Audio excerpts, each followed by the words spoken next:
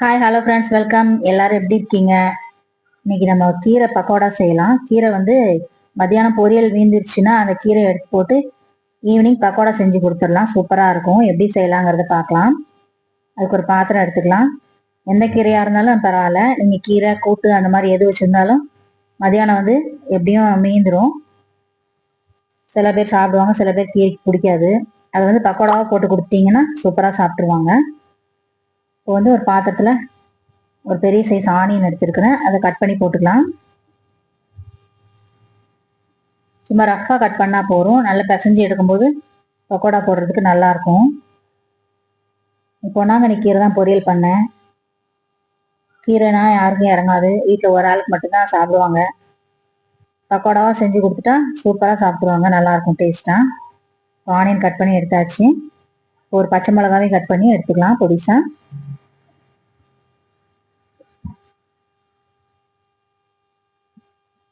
ஒரு இஞ்சி துண்டு எடுத்துக்கோங்க. கொஞ்சம் கருவேப்பிலையும் உருவி போட்டுக்கலாம்.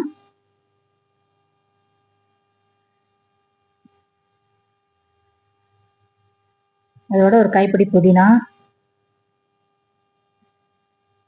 ஒரு துண்டு இஞ்சி இந்த அளவுக்கு எடுத்துக்கிறேன். அதே பொடிசா நல்லா கட் பண்ணி எடுத்துக்கலாம். தோல் உரிச்சிட்டு கழுவி எடுத்துக்கோங்க. கழுவி எடுத்துட்டு கட் பண்ணிக்கோங்க பொடிசா.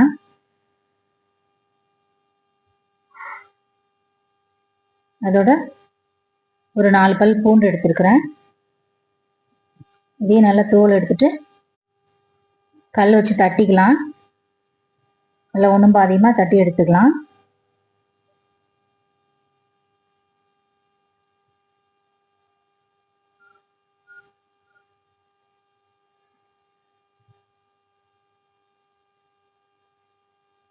அதுதான் அவ்வளோத்தையும் தட்டி எடுத்தாச்சு. இதையும் அதோட சேர்த்துடலாம்.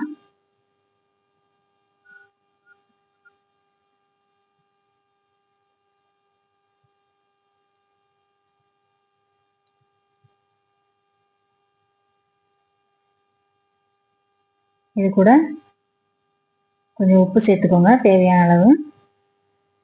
கொஞ்சம் பெருங்காயம், அதையும் கொஞ்சம் பார்த்து சேர்த்துக்கோங்க. ஒரு 1/2 ஸ்பூன் சேர்த்துக்கோங்க.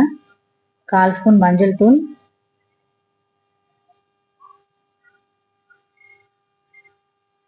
கொஞ்சம் ஒரு 1/2 ஸ்பூன் சோம்பு சேர்த்துருக்கேன், பெருஞ்சீரகம். அதோட கறி மசாலா தூள் சேர்த்துக்கோங்க. ஒரு 2 ஸ்பூன் சேர்த்துக்கோங்க. நல்ல வாசனையாக இருக்கும் பக்கோடாக்கு.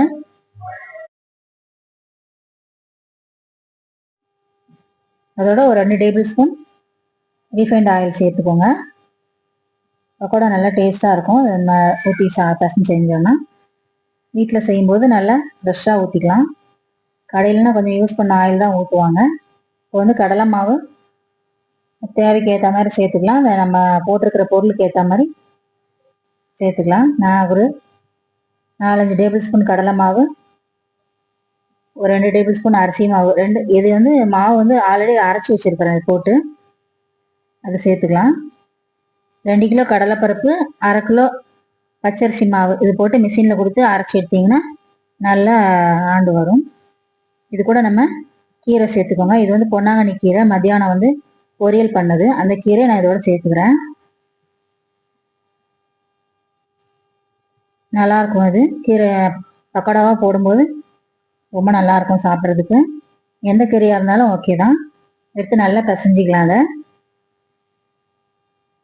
கொஞ்சம் கொஞ்சமாக தண்ணி தெளிச்சுக்கோங்க. தேவைப்பட்டால் கொஞ்சம் மாவு போட்டுக்கலாம்.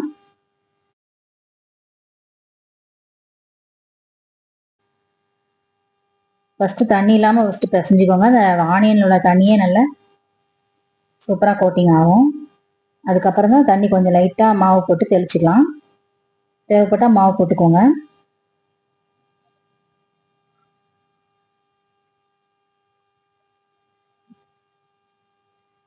ஒரு 4 டேபிள் ஸ்பூன் மாவு போட்டுட்டு பிசைஞ்சு எடுத்துக்கலாம். தண்ணி ஊற்றக்கூடாது, லேசாக தெளிச்சுக்கணும். தெளிச்சுட்டு தான் பிசையணும்.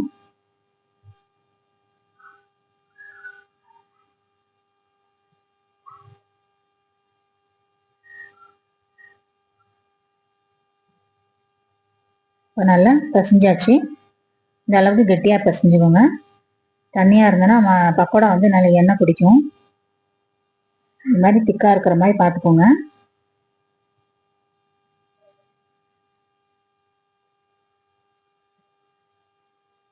ஆயில் காய வச்சுட்டு அதில் கொஞ்சம் கொஞ்சமாக போட்டுக்கலாம். கெட்டியாக வேணா கெட்டியாக போட்டுக்கோங்க, இல்லை உதிரி உதிரா பக்கோடா வேணும்னா உதிரி உதிரா போட்டுக்கோங்க. ஒருத்தருக்கும் ஒவ்வொரு மாதிரி பிடிக்கும்.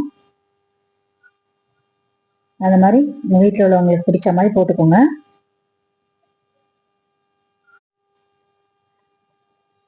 ஆயில் நல்லா சூடாக இருக்கும்போது போடுங்க, அப்போ தான் எண்ணெய் குடிக்காமல் நல்லா சூப்பராக வரும்.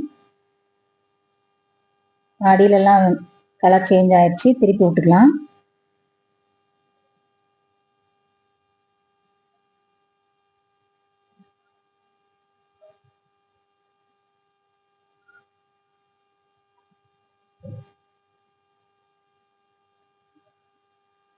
நல்லா சூப்பராக ரெடி ஆயிடுச்சு பக்கோடா. நல்லா கிறிஸ்பா டேஸ்டாக இருக்கும்.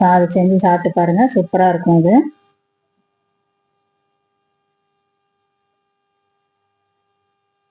கீரை மெந்திரிச்சுன்னு தூர போட வேண்டிய அவசியம் இல்லை. ஈவினிங்காக ஸ்நாக்ஸ் பண்ணி கொடுத்தீங்கன்னா இந்த குழந்தைங்க நல்லா விரும்பி சாப்பிடுவாங்க.